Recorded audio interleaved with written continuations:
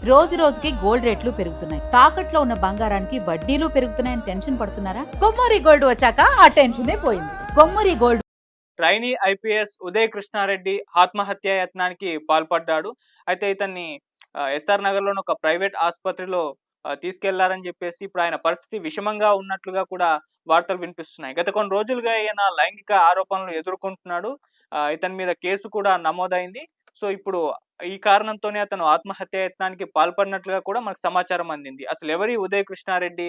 ఇతను ఎందుకు లైంగిక ఆరోపణలు ఎదుర్కొంటున్నాడు? మరి ఎందుకు ఇతను ఆత్మహత్య యత్నానికి పాల్పడ్డాడు అనేది ఒక్కసారి మనం చూసుకుంటూ వస్తే, ఇది జాతీయ పోలీస్ అకాడమీ హైదరాబాద్‌లో జరిగిన ఘటన ఇది. సో, ఒక యువ ట్రైనీ ఉదయ్ కృష్ణారెడ్డి లైంగిక ఆరోపణల అంశం అనేది ఇప్పుడు రాష్ట్ర వ్యాప్తంగా కూడా చర్చనీయాంశంగా మారిపోయింది. సో, ఒక ట్రైనీ మహిళా ఐపీఎస్‌ని ఇతను లైంగికంగా వేధించాడని చెప్పేసి శనివారం రోజున అత్తాపూర్ పీఎస్‌లో ఒక కేసైతే నమోదైంది. ఆ మహిళా ట్రైనీ ఐపీఎస్ ఇచ్చిన ఫిర్యాదులో ఏముందనేది ఒకసారి మనం చూసుకుంటూ వస్తే, ఈమె కర్ణాటకకు చెందిన మహిళ ఐపీఎస్‌కు సెలెక్ట్ అయింది. నగరంలోని శివరాంపల్లిలో నేషనల్ పోలీస్ అకాడమీలో ఆమె శిక్షణ అయితే పొందుతుంది.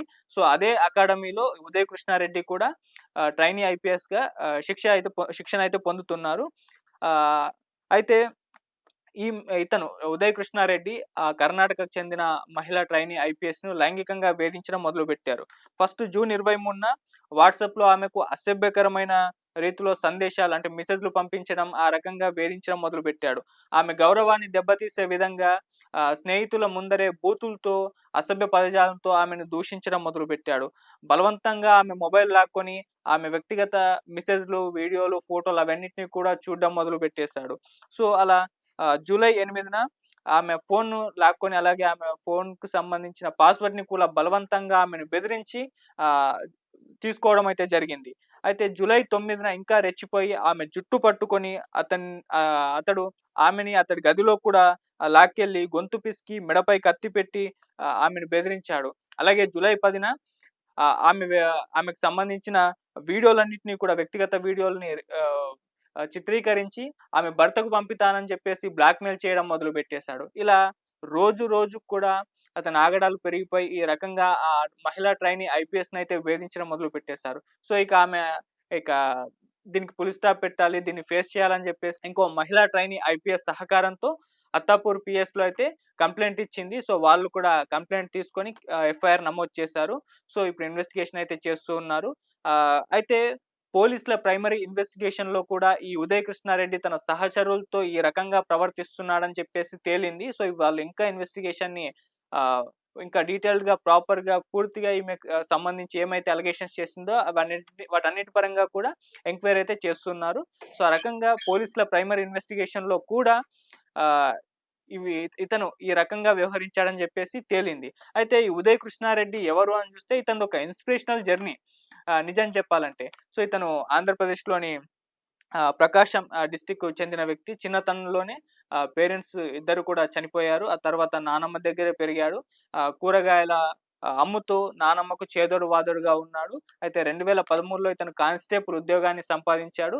2018 వరకు కూడా అదే దాంట్లో విధులు నిర్వహించాడు. అయితే ఒక సీఐ తినని అందరి ముందర అసభ్య పదజాలంతో దూషించాడని చెప్పేసి దాన్ని అవమానంగా తీసుకొని, దాన్ని ఛాలెంజ్‌గా తీసుకొని 2013లో 2018లో తన ఉద్యోగానికి రిజైన్ జేసేసి సివిల్స్‌కు ప్రిపేర్ అవ్వడం మొదలుపెట్టేశారు. అలా సీఐ ఈ రకంగా తనని ఆహ్, అవమానపరిచాడు అన్న ఒక కారణంతో ఛాలెంజ్‌గా తీసుకొని తన ప్లేస్‌కి నేను వెళ్ళాలి అన్న ఒక ఇదితో అతను ఆహ్, దీనికి ఆహ్, తన కానిస్టేబుల్ ఉద్యోగానికి రాజీనామా చేసి సివిల్స్‌కి ప్రిపేర్ అవ్వడం అయితే మొదలుపెట్టేశాడు.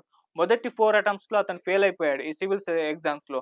సో, అయినా కూడా ఫిఫ్త్ అటెంప్ట్ ట్రై చేశాడు. ఫిఫ్త్ అటెంప్ట్‌లో 360 ర్యాంక్‌తో దీంట్లో ఆహ్ అవకాశం అయితే పొందాడు ఐపీఎస్‌లో.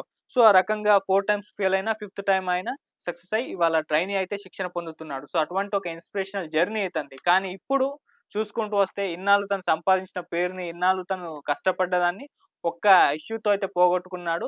తన తోటి మహిళా ట్రైనీ ఐపీఎస్‌ని ఆయన వేధించడంతో తన పేరు ఇప్పటివరకైతే తను సంపాదించుకున్నదంతా కూడా పోగొట్టుకొని వాళ్ళ అలిగేషన్స్ ఫేస్ చేస్తున్నాడు. పోలీస్ ఎంక్వైరీ ఫేస్ చేస్తున్నాడు. తన కెరీరే ఒక సందిగ్ధంలో పడిపోయింది.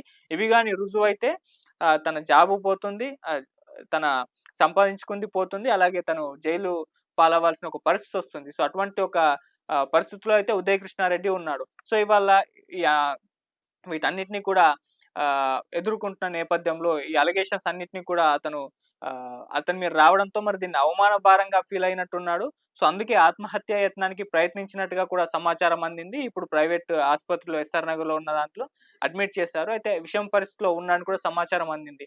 సో ఈ రకంగా అలిగేషన్స్ రావడం అతని గురించి ఇప్పుడు చర్చనీయాంశంగా మారిపోవడంతో మరి దీన్ని అవమాన భారంగా తీసుకొని ఈ అటెంప్ట్‌కు పాల్పడ్డాడా? ఏంటో ఇంకా ఫుల్‌గా ఇన్ఫర్మేషన్ అయితే రాలేదు. సో దానికి సంబంధించి మరింత సమాచారం ఈవినింగ్ వరకు వచ్చే అవకాశం కూడా కనిపిస్తుంది. సో అతని పరిస్థితి ఎలా ఉంది? వీటన్నీ కూడా తొందర వరకైతే అప్డేట్ వచ్చే అవకాశం కూడా కనిపిస్తుంది. ఏదేమైనా ఈ ఉదయ్ కృష్ణారెడ్డి ఎపిసోడ్ అయితే ఇలా అతని జర్నీ ఇన్స్‌పిరేషనల్‌గా మొదలైనప్పటికీ ఇలా లైంగిక ఆరోపణలతో అయితే ఇప్పుడు ఫేస్ చేస్తున్నాడు. మరి ఏం జరుగుతుంది ఉదయ్ కృష్ణారెడ్డి విషయంలో అనేది చూడాలి. సో ఇవాళ ఆత్మహత్యా యత్నానికి పాల్పడినట్టుగా సమాచారం. మరి ఆసుపత్రిలో అతనికి ట్రీట్మెంట్ అందుతుంది. మరి అక్కడి నుంచి ఎటువంటి రిపోర్ట్స్ వస్తాయో మనకు కూడా తెలీదు.